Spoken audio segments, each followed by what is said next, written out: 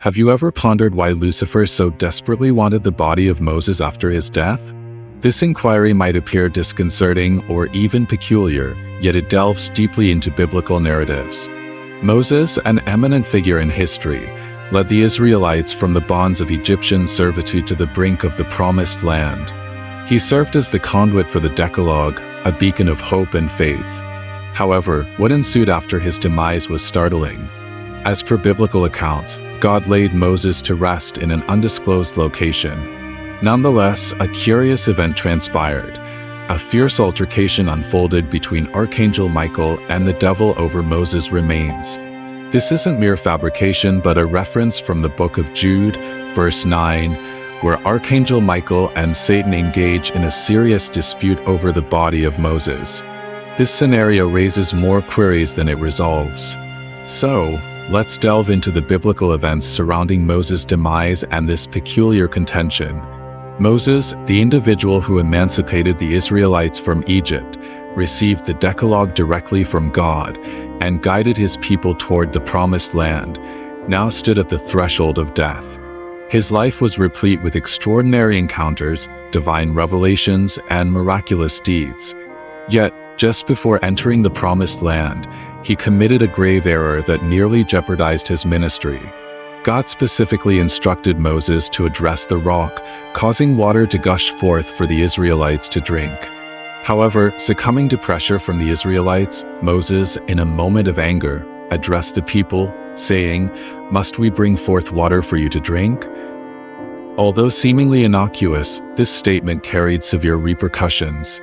Moses' first mistake lay in using the word "we" instead of attributing the act solely to God. Secondly, Moses struck the rock when God had commanded him to speak to it. Immediately after, God decreed that Moses would not enter the Promised Land due to this transgression. Reflect on it. Can you fathom Moses' journey, only to falter at the end, preceding his demise? The book of Deuteronomy 34 verses 5 to 6 narrates Moses' death, stating, "So Moses, the servant of the Lord, died there in the land of Moab, according to the word of the Lord. And he buried him in a valley in the land of Moab, opposite Beth Peor, but no one knows his grave to this day." This passage elucidates that Moses perished in the land of Moab per God's decree, and in a mysterious and divine act, God personally interred Moses. This occurrence is unprecedented in the Bible, an instance where the creator of the universe directly involves himself in a mortal's burial. This act signifies the unique bond Moses shared with God. Moses wasn't merely a servant. He was a friend, and in this friendship, we witness an extraordinary display of love, respect, and honor. However, a question arises. Why did God opt to bury Moses clandestinely? Why conceal the location of his grave from the world? The answer delves into a profound exploration of God's wisdom and Satan's malevolent designs, where Archangel Michael and Satan engage in a celestial dispute, not on earth but in the heavenly realms. This wasn't an ordinary altercation. Satan audaciously sought to claim Moses' body, met with resistance from Archangel Michael. The Bible doesn't furnish all the specifics of this celestial confrontation. Nevertheless, we discern Michael resolutely upholding his divine duty, repelling Satan's claim. Michael, an archangel of immense power and authority, stands unwaveringly. However, he doesn't rebuke Satan in his own capacity. Rather, he utters, "The Lord rebuke you." Herein lies the humility and wisdom of Archangel Michael, acknowledging that the authority to rebuke Satan emanates solely from God. One might ponder, why would a celestial entity like Satan covet the mortal remains of Moses? What conceivable gain could he derive from possessing the body of a deceased man? Primarily, Satan might have sought to thwart Moses' resurrection or assumption into heaven, akin to Elijah or Enoch. Satan, being the cunning adversary, possibly endeavored to obstruct this prospect by seizing Moses' body. Additionally, Satan likely aimed to exploit Moses' body as an object of idolatry for the Israelites, reminiscent of the golden calf incident in Exodus 32.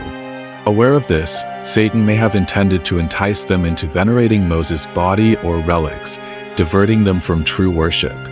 Furthermore, Satan, depicted as the accuser in Revelation 12 verse 10, could have harbored intentions to indict Moses for past transgressions before God. Exploiting Moses' past failures, such as the slaying of an Egyptian or striking the rock, Satan might have sought to condemn him. Lastly, seizing Moses' body could have served as a mockery of God's plan and power, a symbol of victory over God's chosen leader and mediator. Despite Satan's relentless machinations, God's wisdom, power, and love reign supreme. Thus, irrespective of Satan's cunning, God's plans invariably prevail. Beyond the celestial altercation lies a profound lesson, a narrative interwoven into the tapestry of our faith. It underscores the significance of genuine worship, emphasizing the perils of idolatry and the necessity to worship God alone. Additionally, it serves as a testament to God's boundless grace, surpassing our shortcomings and failures. Ultimately, it reminds us of the imperative to resist Satan's allurements, standing firm in faith and relying on God's strength.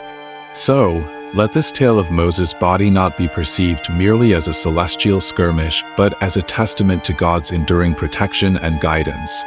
It resonates, reminding us of the importance of true worship, the power of redemption, and the imperative to resist temptation,